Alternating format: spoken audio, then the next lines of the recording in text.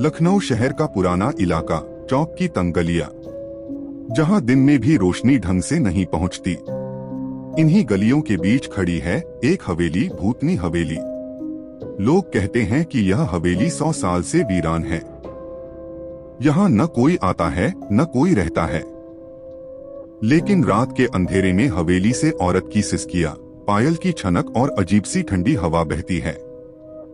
बच्चे गलियों से खेलते खेलते कभी भी उस गेट के पास नहीं जाते, और बड़ों की जुबान पर बस यही एक चेतावनी होती है, उस हवेली के पास मत जाना, वहां जोया की आत्मा भटकती है। अर्जुन दिल्ली का रहने वाला एक नौजवान लड़का था। उसे पुरानी जगहें, रहस्यमयी किस्से और अनकही कहानियां बहुत आकर्षित करती थीं। लखनऊ आया तो सबसे पहले वही नाम उसके कानों में पड़ा, भूतनी हवेली। उसकी दोस्त रागिनी ने कहा, अर्जुन ये मत करना, ये हवेली सच में अजीब है। लोग जाते हैं फिर लौटकर कुछ बोलते नहीं। अर्जुन हंस पड़ा, अरे यार ये सब अंधविश्वास है। हवेली है तो बस एक टूटी फूटी जगह है, भूत वूत कुछ नहीं होता। लेकिन रागिनी के चेहरे की घबराहट साफ थी।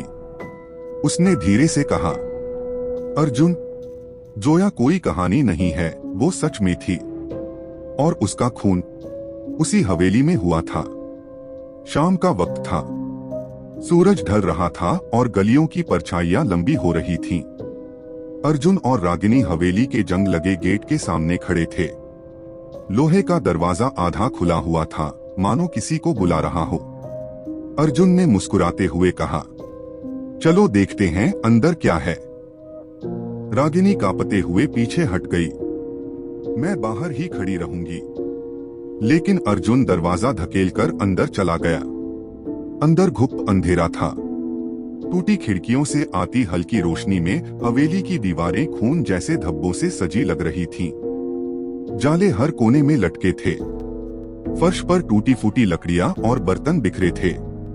अचानक अर्जुन के कदमों के नीचे कुछ चरमराया। उसने झुककर देखा, जमीन पर टूटा हुआ कंगन पड़ा था। चांदी का पुराना कंगन जिस पर सूखा हुआ लाल धब्बा था। अर्जुन ने हंसते हुए आवाज लगाई, रागिनी देखो, शायद यही उस दुल्हन का गहना होगा जिसके बारे में सब कहते हैं। लेकिन रागिनी की तरफ से कोई जवाब नहीं आया। अर्जुन हवेली के आंगन में पहुंचा। वहां बीचों बीच रखा था एक पुराना दुल्हन का पलंग। पलंग पर अब भी लाल रंग का फटा हुआ घूंघट पड़ा था। अर्जुन जैसे ही उस घूंघट को छूने के लिए आगे बढ़ा, अचानक हवेली में पायल की आवाज गूंज उठी। छन छन छन। अर्जुन का दिल जोर से धड़कने लगा। उसने मुड़कर देखा, हवेली के कोने में एक परछाई खड़ी थी और उस परछाई से दो लाल आंखें चमक रही थीं। अर्जुन वहीं ठिठक गया। हवेली के अंधेरे कोने में जो परछाई थी वह धीरे धीरे आगे बढ़ने लगी। छन छन छन। पायल की आवाज और तेज हो गई। अर्जुन का गला सूख गया। उसके हाथ में पकड़ा कैमरा कांपने लगा। उसने साहस जुटाकर पूछा, कर कौन है वहां? परछाई धीरे धीरे नजदीक आई और जब हल्की रोशनी उस पर पड़ी तो अर्जुन ने देखा, सामने खड़ी थी एक दुल्हन, लाल जोड़े में खुले बालों के साथ। लेकिन उसका चेहरा आधा जला हुआ और आधा हड्डियों जैसा सफेद। उसकी आंखें खून की तरह लाल थीं और होठों पर अजीब सी मुस्कान। अर्जुन का दिल जोर जोर से धड़कने लगा। वह पीछे हटने ही वाला था कि हवेली का दरवाजा जोर से धड़ाम की आवाज के साथ बंद हो गया। बाहर खड़ी रागिनी ने दरवाजे की आवाज सुनी और घबराकर हवेली के भीतर दौड़ी। वह चीख पड़ी, अर्जुन। अर्जुन ने उसकी तरफ देखा और कांपती आवाज में कहा, यहाँ यहाँ देखो। रागिनी ने जैसे ही हवेली के आंगन में कदम रखा, दुल्हन गायब हो गई। बस हवा में उसकी हंसी गूंजती रही। हाँ हाँ हाँ, मेरे दूल्हे। दोनों अब बुरी तरह फंस चुके थे। उन्होंने बाहर निकलने की कोशिश की, लेकिन दरवाजा किसी अदृश्य ताकत से बंद था। मजबूरी में उन्हें हवेली के अंदर और गहराई तक जाना पड़ा। दीवारों पर लगी पेंटिंग्स धीरे धीरे बदलने लगी। जहां पहले दूल्हा दुल्हन की खुशहाल तस्वीरें थीं, वहां अब खून से लथपथ चेहरे और चीखती औरतें नजर आ रही थीं। एक कमरे में पहुंचकर अर्जुन और रागिनी ठिठक गए। कमरे की दीवार पर खून से लिखा था, शादी अधूरी है। अचानक कमरे का आईना अपने आप चमक उठा।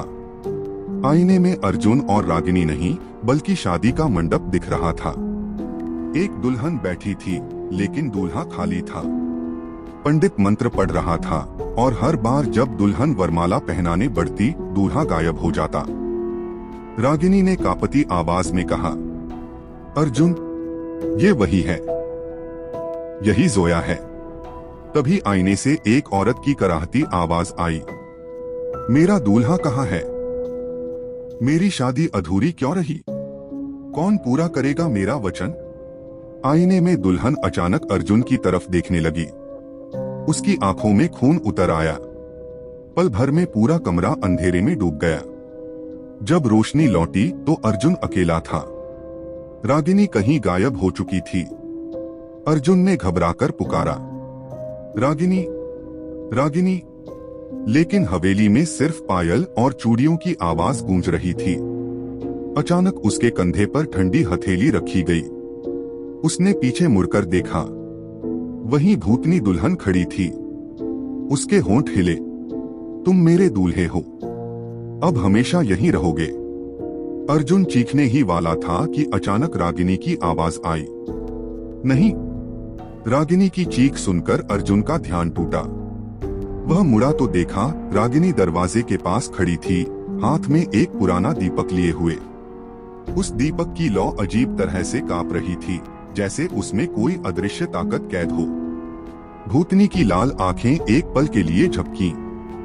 उसने धीमी आवाज में कहा, तुम क्यों रोक रही हो? यह मेरा दूल्हा है। रागिनी कांपती आवाज में बोली, नहीं, अर्जुन तुम्हारा दूल्हा नहीं है। तुम्हारी कहानी कुछ और है। हमें सच बताओ, जोया। अचानक हवेली की दीवारें कांपने लगी।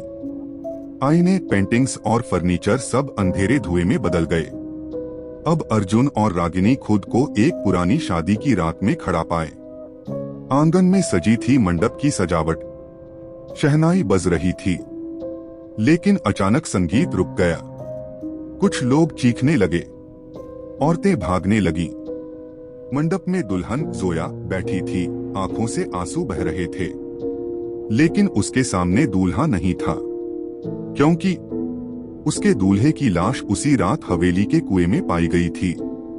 रागिनी ने धीमे स्वर में कहा, तो यही सच है, तुम्हारी शादी पूरी नहीं हो सकी।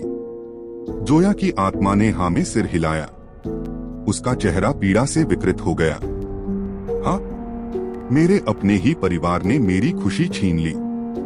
मेरी शादी उन्हें मंजूर नहीं थी। उन्होंने उसे मार डाला और मुझे इस हवेली की दीवारों में दफना दिया। उसकी आवाज गूंज उठी, तभी से मैं इंतजार कर रही हूँ। मेरा दूल्हा मुझे लेने आए, कोई मेरी अधूरी शादी पूरी करे। जोया की आत्मा अचानक अर्जुन की तरफ बढ़ी। उसकी चूड़ियों की आवाज पूरे हवेली में गूंज रही थी। तुम्हें ही मेरा दूल्हा बनना होगा, तभी मुझे मुक्ति मिलेगी। अर्जुन ने घबराकर कहा, नहीं, मैं तुम्हारा दूल्हा नहीं हूं। लेकिन जोया ने अपनी बर्फ सी ठंडी हथेलियां उसके सीने पर रख दी। अर्जुन को लगा जैसे उसकी सांसें रुक रही हों। रागिनी चीख पड़ी, रुको, अर्जुन को मत छुओ। रागिनी ने दीपक की लौ ऊंची उठाई और जोया से बोली, जोया, अगर तुम्हें मुक्ति चाहिए तो सही रास्ते से मिलेगी, किसी मासूम की जान लेकर नहीं। हम तुम्हारी शादी की आखिरी रस्म पूरी करेंगे, तभी तुम इस हवेली से मुक्त हो पाओगी। जोया की आंखों से आंसू बह निकले। उसकी आत्मा कांपती आवाज में बोली, क्या तुम मेरी मदद करोगी? रागिनी ने दृढ़ स्वर में कहा, हाँ, लेकिन तुम्हें वचन देना होगा कि इसके बाद इस हवेली से हमेशा के लिए चली जाओगी। जोया ने धीमे से सिर झुका लिया। हवेली का आंगन अचानक बदल गया। दीपक की लौ से पूरे आंगन में हल्की रोशनी फैल गई। फर्श पर अपने आप फूलों की माला बिछ गई। मंडप फिर से सजा, लेकिन इस बार उसमें कोई पंडित नहीं था। बस हवेली की हवा ही मंत्र पढ़ रही थी। रागिनी ने कांपते हाथों से अर्जुन का हाथ पकड़कर कहा, तुम्हें उसकी रस्म पूरी करनी होगी, वरना ये आत्मा कभी चैन नहीं पाएगी। अर्जुन हिचकिचाया, लेकिन रागिनी की आंखों में भरोसा देखकर उसने हाँ में सिर हिला दिया। जोया की आत्मा दुल्हन के लिबास में सामने आई।